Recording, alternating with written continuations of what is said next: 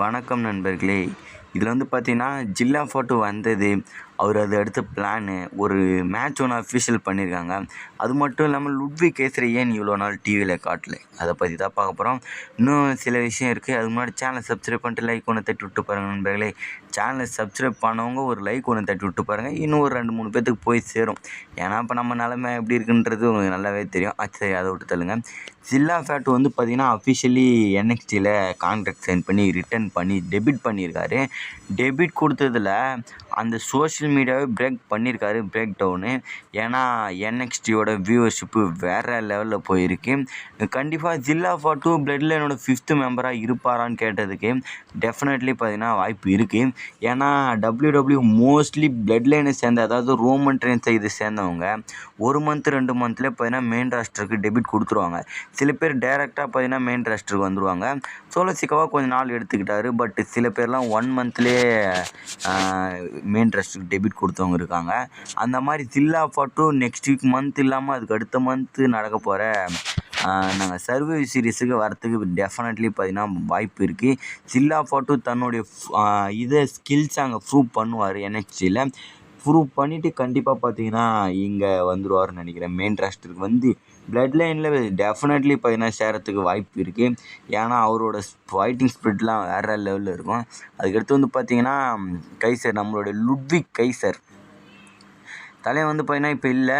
எங்கே ப்ரோ அதான் இருக்காருன்னு கேட்டிங்கன்னா, எல் கிராண்டோ அமெரிக்கானோ கேரக்டரில் இருக்கார்.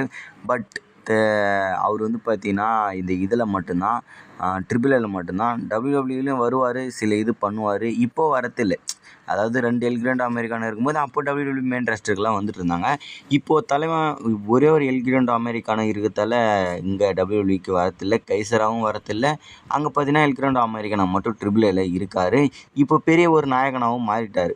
எப்படியோ லுட்விக் கைசரும் சேட் கேபிளும் அடுத்து என்னடா பண்ண போகிறாங்க ரிலீஸ் பண்ணுற கட்டத்தில் டப்புன்னு ஒரு பிளானை யோசித்தாங்க. அதுவும் அவருக்கு தான் யோசித்தாங்க. கைசர்லாம் அவ்வளோதான்ப்பா.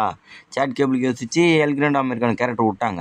அவருக்கு இன்ஜுரி ஆனதால் கைசருக்கு அந்த கேரக்டர் கொடுத்து 2 கேரக்டர் கொண்டு வந்து அதை பிக்கஸ்ட் லெவலில் நடத்தி அதை சூப்பராக இப்போது சேட் கேபிளுக்கும் ஒரு நல்ல வாய்ப்பு அமைஞ்சு மக்கள் சப்போர்ட் கிடைச்சி அவரும் இன்டர்கான்டினல் சாம்பியன் ஆகிட்டார்.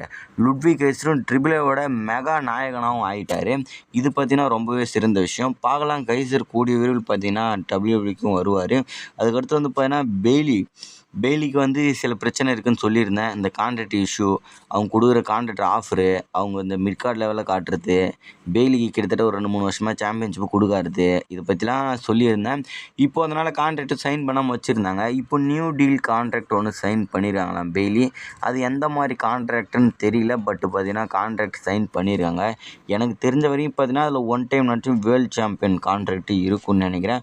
உமன் சாம்பியன் ஆகணும். ஏன்னா கிட்டத்தட்ட பெய்லியே ஒரு வேர்ல்டு மெட்டீரியலில் காமிச்சே பல நாள் ஆகுது. சும்மா அந்த மிட்கார்ட் லெவலில் காமிச்சிக்கிட்டு ஏன்னா டீம் கூட சண்டை போட்டுக்கிட்டு டேக் டீம் சாம்பியன் தான் கொடுத்துட்டு இருந்தாங்க. இந்த மிட்கார்டு சாம்பியன் கூட கொடுக்கல, டேக் டீம் சாம்பியன் அந்த மாதிரி கொடுத்துட்டு லைரா வெல்கிரியா கூட கடைசியாக அங்கே முடிச்சு வச்சுருக்காங்க.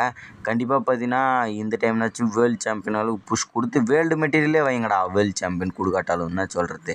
அதுக்கடுத்து வந்து பார்த்தீங்கன்னா Oba Femi Cody Rhodes versus Bron Breakker Austin Theory world tag team match நடக்க போகுது.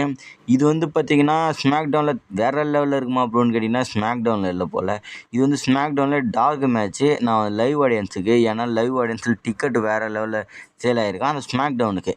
அதனால் இது எக்ஸ்ட்ராஸாக மேட்ச்சை அஃபிஷியல் பண்ணியிருக்காங்க. இதில் என்னன்னா டேக் டீம் சாம்பியன்ஷிப் கை மாறாது. ஏன்னா டார்க் மேட்ச்லாம் சாம்பியன்ஷிப் கை மாற்ற மாட்டாங்க. இதில் அந்த எக்ஸ்ட்ரா நம்மளுடைய லோகன் பால் இருக்காங்க. அது மட்டும் இல்லாமல் அந்த பொண்ணு வேறு இருக்குது. அந்த பொண்ணு லோகன் பால் இவங்களுடைய ஹெல்ப் மூலிமா பார்த்தீங்கன்னா ஒபாஃபெமியும் கோடி ரோஸும் தோக்கலான்னு நினைக்கிறேன். ஆல்ரெடி இதே மேட்ச் நடந்திருக்கும். அதில் ஒபாஃபெமி சித்ராலன்ஸ் இருந்திருப்பாங்க. இந்த ஆளுங்களே தான் சித்ராலன்ஸ் ஒபாஃபெமி இருந்தாங்கன்னு நினைக்கிறேன். இது என்ன சொல்கிறது, இது ஒரு ஸ்மாக் டவுனோட மெயின் இவெண்ட்டாக வைக்கலாம். பட் இருந்தாலும் ஒபாஃபெமிக்கு வேறு மெட்டீரியல், கோடி ரோஸுக்கு வேறு மெட்டீரியல், மீதி அவங்களுக்கு வேறு மெட்டீரியல் இருக்குது. அதனால் பார்த்தீங்கன்னா இது ஸ்மாக் டவுன்லையோ இல்லை மண்டே நைட் ராலையோ பேப்பர்லையோ நடத்த மாட்டாங்க. இதெல்லாம் பார்த்தீங்கன்னா ஃப்யூச்சர்ஸு.